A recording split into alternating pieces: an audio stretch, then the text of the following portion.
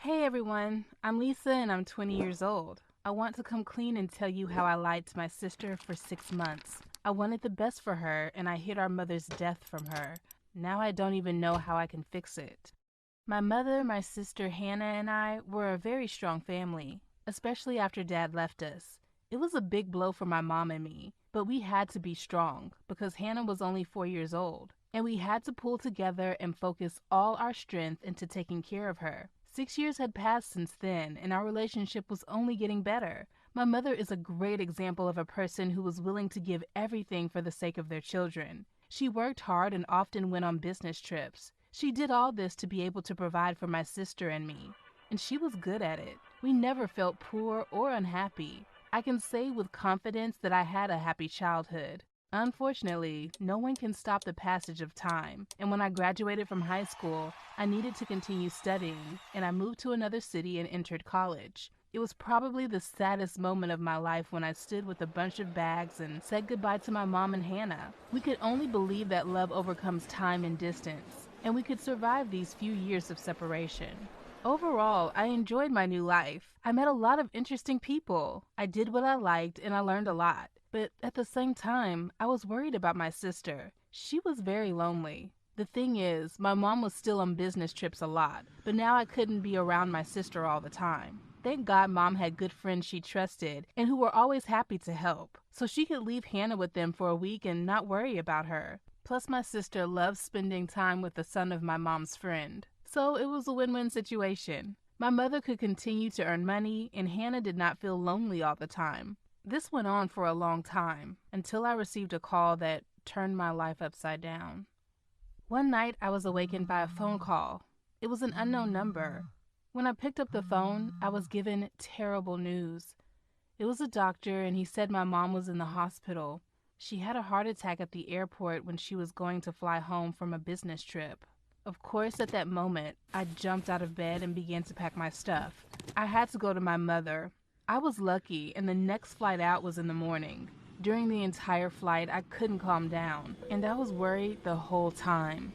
I hurried as fast as I could. When I landed, I ran to the taxi, knocking people down. But unfortunately, I wasn't fast enough. On the way to the hospital, I was given even more terrible news. My mother was gone. For a few minutes, I just sat in a stupor, trying to understand what had happened.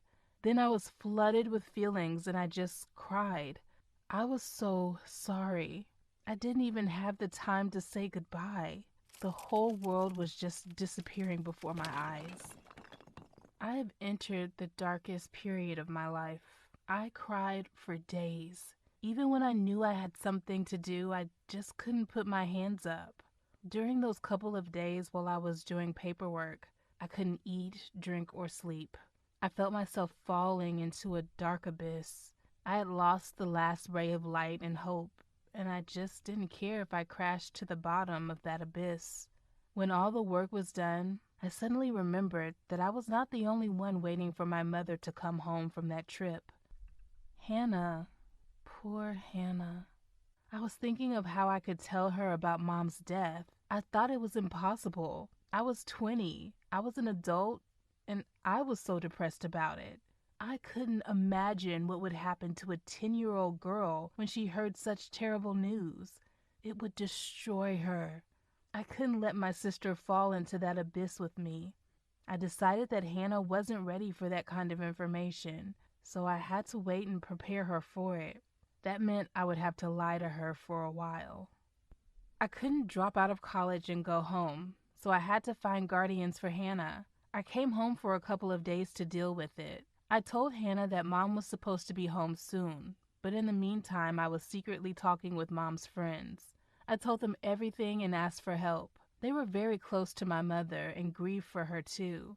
They couldn't leave a little girl in the lurch, so they agreed to be my sister's guardians. We kept it a secret and Hannah wasn't supposed to know about it. I was glad that there were people who were willing to help. They didn't like the idea of keeping Mom's death a secret, but I asked them for a little time so I could tell Hannah the truth later. When things were settled, I went back to college and tried to get on with my life. It was hard, and I could hardly take my mind off my grief. But when it came time for Mom to return from the business trip, Hannah started asking questions. I needed to figure out a way to distract her, and I had an idea. I created an email on my mom's behalf, and I wrote a letter to my sister. I made up a cover story as if my mother was offered a new job for a few more months. She needed to fly to another country and help people there, but there was a bad internet connection, so it was only possible to communicate through email. Hannah was very upset, and she wrote that she missed her mother very much.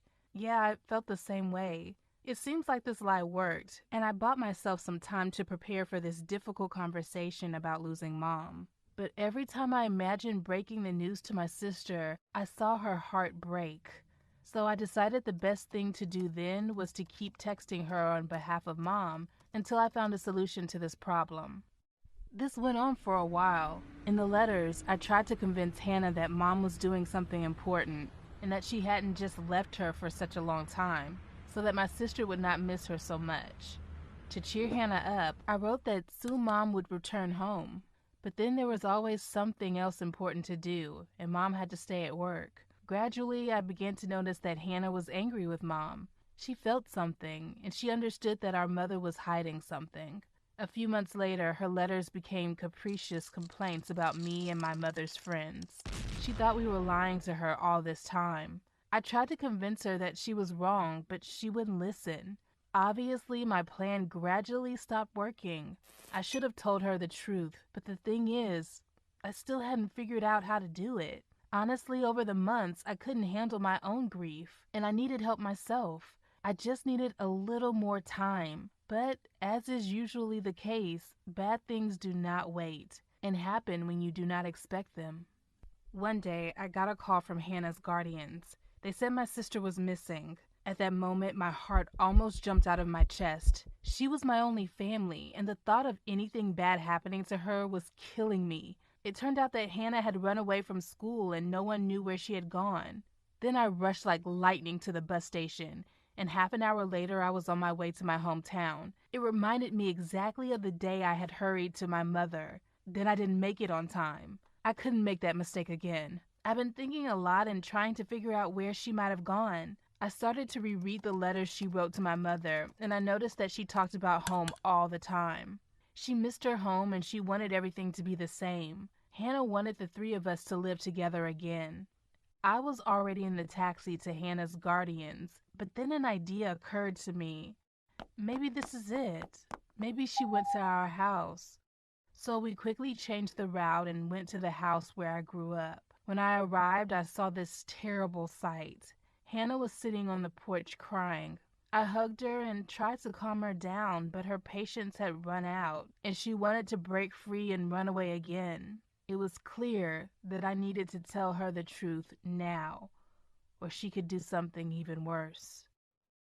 So I braced myself and told her everything. It was hard, and Hannah refused to believe it, but maybe deep down she knew it was true.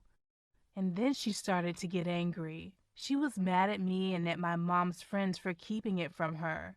Hannah struggled, screamed, and tried to run again. It turned out even worse than I expected. I took her home to her guardians and I promised to be with her at all costs.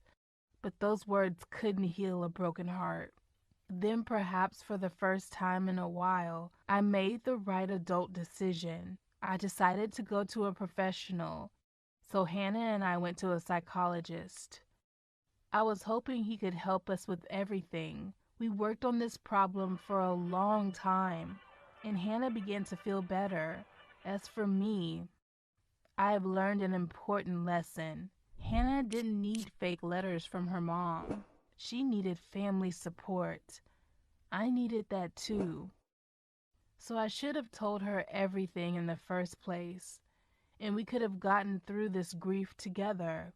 I don't know how I can earn my sister's forgiveness, but I will do my best, because family is the most precious thing in life, and you should never hide anything from them.